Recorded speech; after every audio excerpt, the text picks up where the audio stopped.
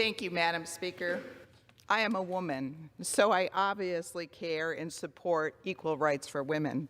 But I oppose this bill for 3 reasons. First, the bill is not constitutional.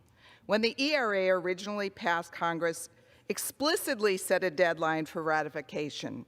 The deadline was in 1979, almost 41 years ago. Only 35 states of the 38 needed had ratified it, then 5 states unratified. So the count's down to 30. Thus, the Equal Rights Amendment was dead.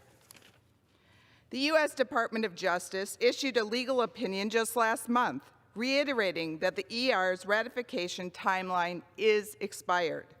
Supreme Court Justice Ruth Ginsburg said, "The deadline passed.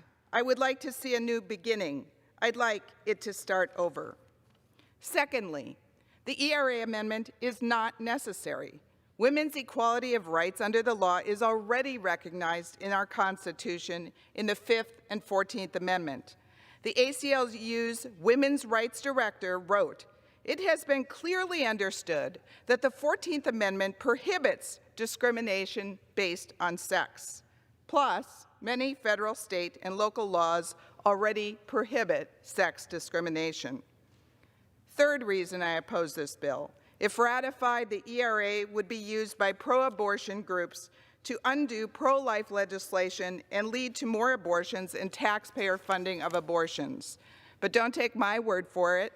Let's look at what pro-abortion groups have done and what they say.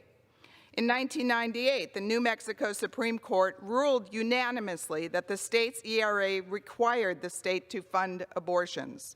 NARAL, Pro-Choice America, which supports abortions, asserted that the ERA would reinforce the constitutional right to abortion and would require judges to strike down anti-abortion laws.